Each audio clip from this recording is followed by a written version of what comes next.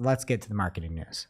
We've got a jam-packed show for you here. We're recording a little earlier than we usually do here on Wednesday. But Nicole, I know that you've just looking ahead at your notes here. I know you've got some good news for fellow marketers. Yes. So Looker Studio has rolled out a major update to its system, unveiling 170 new fields for reporting. But in order to access this new data, you just need to make sure that you're refreshing your GA4 data sources. So some of these new fields include landing page plus query string, page location, page refer, session conversion rate by event name, and time dimensions like hour a week. And all of these seem very basic to me. Like these existed in UA, and UA is sunsetting, and by the time you're listening to this, about a week. I know. And it's crazy that you're just getting these fields, but we have them now. Refresh your data sources. And if you haven't, set up your GA4 instance. Yeah, we're 8 days away, and it's like, all right, we can finally get landing page to pull in to Looker Studio. And before you had to find like first page source, then like this is a disaster. Unbelievable. Do we think that there's a chance that come July 2nd, UA is still working? I know people keep like saying that that's going to be the case. I don't think so. I think this is just a huge miss on Google's behalf. And they cannot tell me otherwise. Looking at this product, this is not a fully baked product.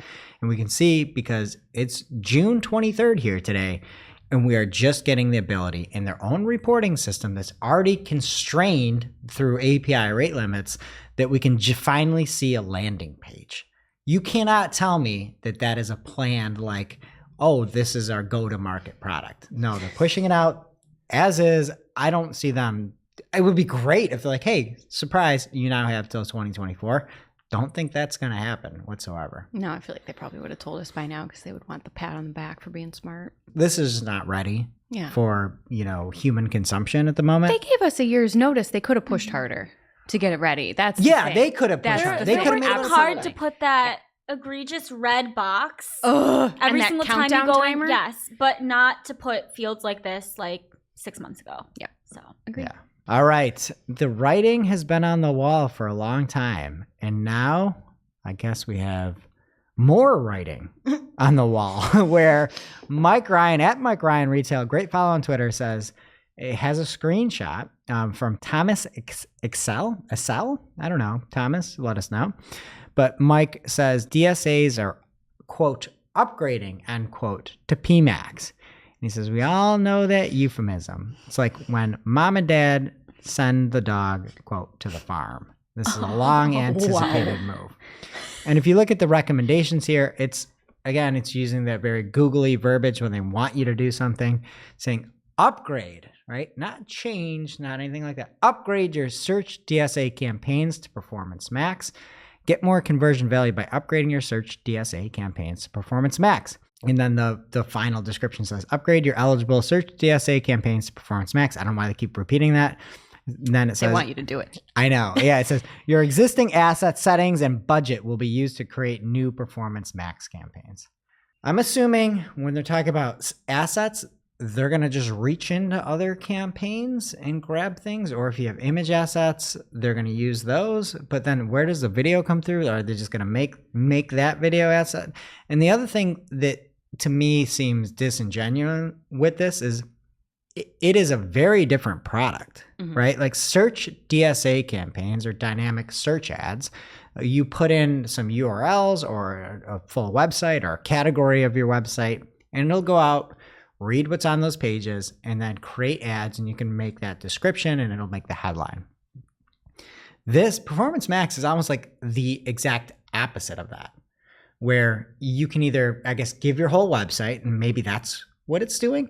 But if you've got search DSAs that are targeting specific categories, Performance Max does not allow you to target a specific, there's like no regex in Performance Max. You can say, go to the final URL that you have there, or you can use exclusions to try to guide what content you want Performance Max to use. So it's almost like the inverse of DSAs where you can put in all these different sections of your site. Performance Max, you almost have to like block all these sections of your site. So I'm very interested to see if somebody did choose this, if it would try to target. I don't know why it would. I would imagine it would just do across the full site and not to the final URL. But it just seems odd to me to try to convert that because it works almost the exact opposite when you're trying to get to a location. Yeah, just say that you're sunsetting DSAs and you recommend Performance Max.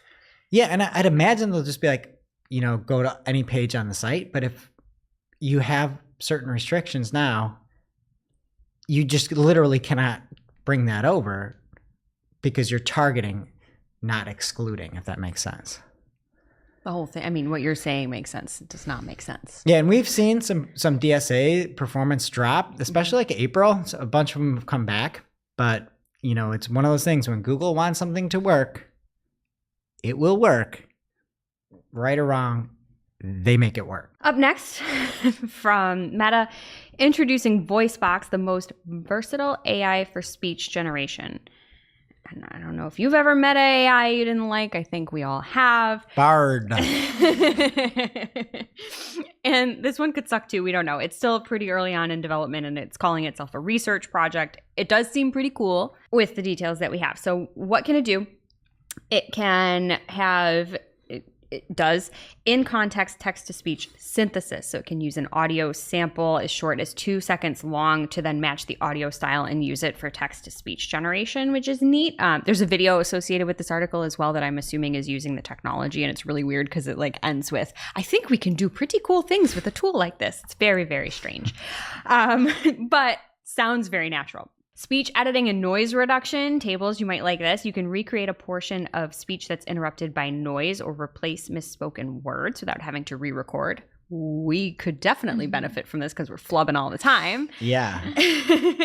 They describe it as an eraser for audio editing, and the example they gave was a dog barking in the background. But like, think about our old studio and all the noises we had. This would have been super cool just to get rid of that. Yeah, Tables and Victoria made me record this video yesterday. They like forced me against my will to make this video. Yeah. And I re-listened to it. I didn't have time to re-record it, but it sounded like I was like gargling. So we need to get this voice box on their table so I don't sound like I'm gargling like an ogre the whole time. Yeah, just rinse in your throat, some salt water. A couple other cool things it can do: cross-lingual style transfer. So you give a sample of someone's speech and a passage of text there's certain languages this works in. So I'll name those: English, French, German, Spanish, Polish, and Portuguese.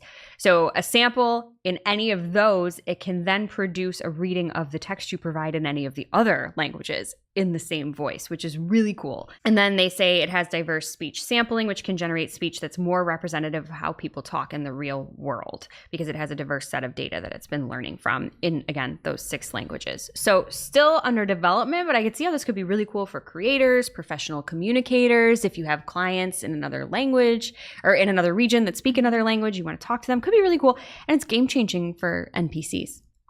Pun intended. I don't know. I just feel like, again, it's got probably a long way to go, but voiceover on Fiverr might be a thing of the past if you can just do this. Yeah, we'll see. I mean, things are getting good. Things are getting really good. Yeah, and I know I talked about it last week in the must-read marketing article of the week, but Fred Valles had an awesome I didn't talk about Fred's, but he had an awesome presentation where he basically wrote a bunch of text. He went to Mind Journey, turned it into a video, and then put it in his own voice. You can still get that over at searchmarketingexpo.com/SMX/advanced. It's called like Dominating with GPT or something like that. But it's getting really good. Like a lot of this. I know Tables, you made that one track where it was a robot Jess talking, which is fun. Was pretty close, yeah. Yeah, so I'm excited for this. Yeah, could be cool. All right, and there are changes coming to Merchant Center. There are a few changes that are beginning immediately. So there are new countries where shipping cost is required. Those countries are Denmark, Portugal, Sweden, Finland, Norway, Slovakia, Greece, Hungary, Romania. And then there's going to be 3 countries where it will be coming soon: Brazil, India, and New Zealand. So if you do not have your shipping costs in your feed at the shipping attribute, you will not be eligible for auction in those countries. Additionally, if you have product that's certified by something, like let's say it's like energy efficiency labeling, there's a new certification attribute that will be available in the feed, and it can have authority, the name, and then the code that your certification like hits, which is awesome. And then this is just a weird one, but if you have local inventory ads and the free local listings, you are required to have the quantity attribute, and the availability attribute was optional. Now it's the opposite. So they're going to switch it to say you need to have the availability attribute and the quantity attribute optional. I don't know why they're just switching it up, but they are. So if you sell local stuff, just be aware. And then they're going to have you supply an expiration date if there's a product that's expiring. So let's say like limited time products that end at the end of the week or something like that, flash sales, things like that. And then the biggest change is that if you misuse the out of stock availability with your merchant center products, all your ads are going to be disapproved, or all those products are going to be disapproved. People have been in the past putting it as out of stock when they really just wanted to pause it from making it into the feed. If you put it as out of stock and it's really in stock, it's going to be disapproved. Google did come out with that pause attribute, and that's a way that you can toggle things on and off. So you have to use pause. You can't just be like the availability is out of stock if you're still selling it on your site. So I think that's the biggest takeaway for people that could get in trouble. And then obviously all those new countries that have to have that shipping price.